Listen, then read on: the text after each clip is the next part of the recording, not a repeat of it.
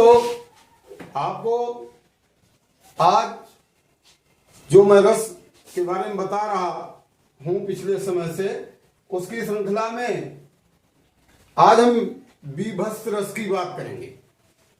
बीभत्स रस जिसका कि स्थायी भाव जुगुप्सा होता है, घृणा होता है, घृणा नफरत सी होती है। और ये जब कहीं पर विभाव अनुभाव संचारी भाव से परिणत होकर स्थायी भाव जुगुप्सा या घृणा प्राप्त होती है, तब हमें उस रस को बीभत्स रस कहना होता है। ये क्लियर आपको होना चाहिए। अब बीभत्स रस पता लगा कि कहीं आपने कोई मरा पड़ा हुआ जानवर देखा, उस पे कौवे बैठे हैं, चील बैठे हैं, उसके मांस को नोच नोच कर खा रहे हैं। उसे देख करके हमारे अंदर जो भाव पैदा होता है, एक हम अपना चेहरा घुमा लेते हैं उधर से, या किसी का निकलता हुआ ब्लड देख करके हमें घिनसी पैदा होती है और हम अपना चेहरा घुमा लेते हैं। ये जो घृणा सी पैदा होती है वो आपकी जुगुप्सा होती है, जुगुप्सा अथवा घृणा। अब आप ये देखिए कि स्थायी भाव इसका जुगुप्सा या घृणा होती है। ऊपर हमने आपको एक उदाहरण दे रखा है, उसे देखिए। और सिर पर बैठो काग, काग मीन्स कौआ, आंख दो खात निकारत, दोनों आंखों को निकाल कर खाता है। ये वही स्थिति है, कोई जानवर मरा पड़ा है और कौआ उसकी आंखों को निकाल कर खा रहा है। खींचत जीभ है स्यार, स्यार जो है अपनी जीभ से किसी की आंतों को खींच रहा है। आता ही आनंद उर धारत, और उसके अंदर हृदय में आनंद आता है। लेकिन हम आप या कोई भी इस तरह की जब स्थिति कहीं पे देखते हैं तो घृणा पूर्वक वहां से अपने चेहरे को घुमा लेते हैं। अब होता क्या है कि विभाव अनुभाव और संचारी भाव, विभाव मरा पड़ा हुआ जानवर, अनुभव उस पर बैठा हुआ कौवा चील जो उसे नोच रहा है। संचारी भाव, संचार क्या हो रहा है हमारे अंदर, उसे देख करके घृणा पैदा हो रही है, हम चेहरा फेर रहे हैं।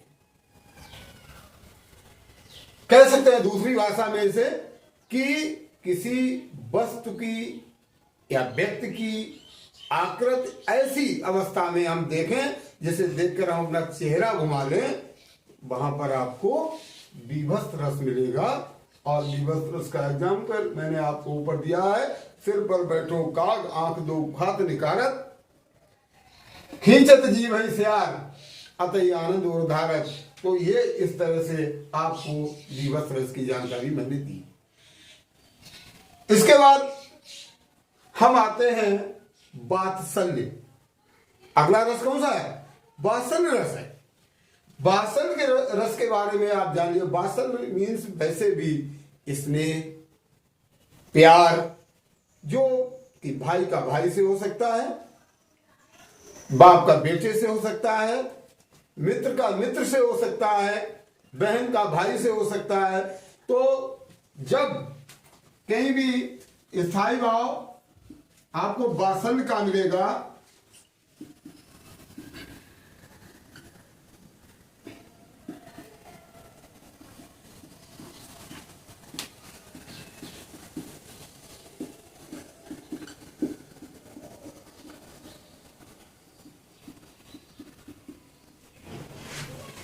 स्थायी भाव क्या होगा?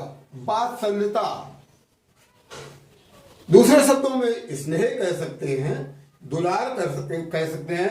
जैसे पिता अपने पुत्र को दुलार करता है, माँ अपने बेटे को दुलार करती है, बेटी को दुलार करती है, भाई अपने भाई से प्यार करता है या दुलार करता है। तो इस तरह का एक स्नेह दुलार जहां प्राप्त हो, क्या कहते हैं, विभाव अनुभाव संचारी भाव से परिणत होकर जब स्थायी भाव के रूप में हमें वात्सल्य मिलता है, तो वहां पर वात्सल्य रस होता है।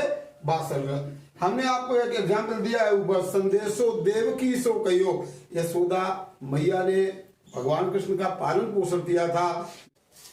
जो भगवान कृष्ण के द्वारा एक पत्रवाहक के रूप में गोकुल भेजे गए थे, उनसे ही यशोदा मैया ने कहा कि पत्रवाहक संदेशो देवकी सो कहियो, मेरा एक संदेशा है, मेरा कुछ कहना है, जाकर देवकी से कहना, हाँ तो ध्याय तिहारे सुत की, हाँ तो ध्याय तिहारे सुत की कृपा करते ही रही हो।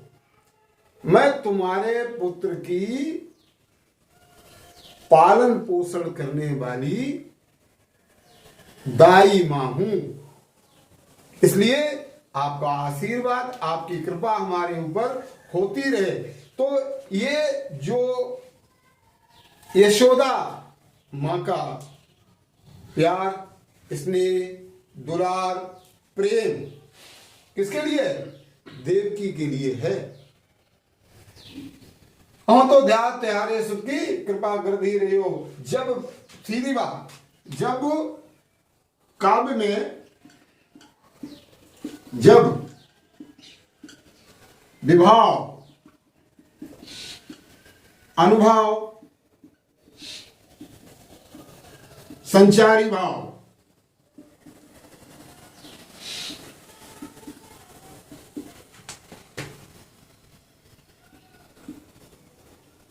से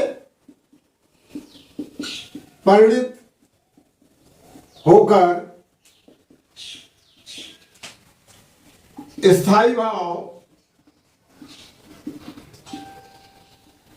वात्सल्य में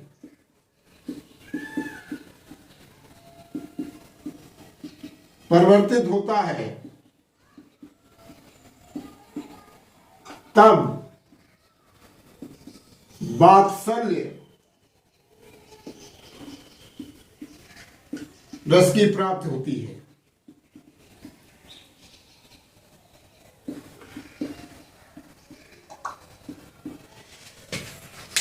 तो जब काव्य में जब विभाव, अनुभव, संचारी भाव से परिणित होकर के स्थायी भाव वात्सल्य रस में परिवर्तित, वात्सल्य में परिवर्तित होता है, तब जाकर के हमें वात्सल्य रस की प्राप्ति होती है।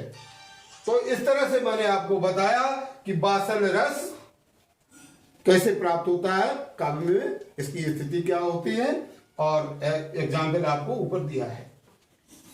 इसके बाद अगला तो रौद्र रस। वैसे भी रौद्र मीन्स क्रोध, गुस्सा, यही सब होता है। इसका स्थायी भाव क्रोध होता है। काव्य में जब आपको विभाव, अनुभव और संचारी भाव से परिणित होकर क्रोध नामक स्थायी भाव प्राप्त हो, वहां पर आपको रौद्र रस प्राप्त होगा और रौद्र रस की परिणत हो जाएगी। जैसे एग्जाम्पल के रूप में, उदाहरण के रूप में आपके पास है, सुनत लखन के वचन कठोरा, परसु सुधार कर घोरा, परसु सुधार कर घोरा। लखन जिस समय सीताराम के स्वयंवर में जनक के यहां पर परशुराम जी से कुछ कहते हैं, तो उनके कठोर वचनों को सुनकर के परशुराम जी अपने हृदय को बार बार हिलाते डुलाते हैं, उसे सुधारते हैं, मतलब तैयार करते हैं। तो इस तरह से रौद्र रस के बारे में मैंने आपको बताया है कि विभाव, अनुभव और संचारी भाव से परिणित होकर के काव्य में जहां पर हमें स्थायी भाव के रूप में क्रोध मिलता है, वहां पर हमें रौद्र रस की प्राप्ति होती है, और रौद्र रस का ये आपके पास उदाहरण रहा है। साथियों, एक बात कहूंगा, रस के बारे में आप जितना पढ़ेंगे उसमें कुछ न कुछ अलग मिलेगा। जैसे मैंने अभी आपको एक वात्सल्य रस दिया है, तो ये वासन रस भी दो तरह का होता है, संयोग भी होता है, इसमें वियोग भी होता है।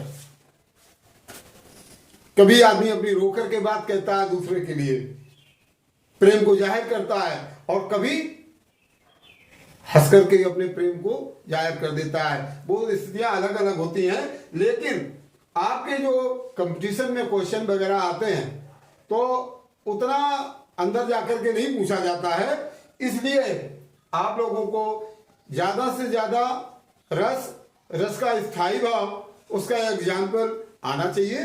जिससे कभी कभार वो एक एग्जाम्पल दे देते हैं, नीचे पूछ देते हैं कि इस एग्जाम्पल में कौन सा रस है, तो उस रस की परिभाषा दे दो, स्थायी भाव बता दो। और कभी कभी परिभाषा दे देते हैं तो उसका एग्जाम्पल पूछ लेते हैं। तो आशा ही नहीं, पर पूर्ण विश्वास है कि आप अच्छी तैयारी कर रहे होंगे। और आप इस एक प्रार्थना आप लोगों से ये भी है कि आप लोग ज्यादा से ज्यादा इस चैनल को लाइक करें और सब्सक्राइब करें, जिससे हम आपके समक्ष और अच्छे अच्छे वीडियो लेकर के आते रहें।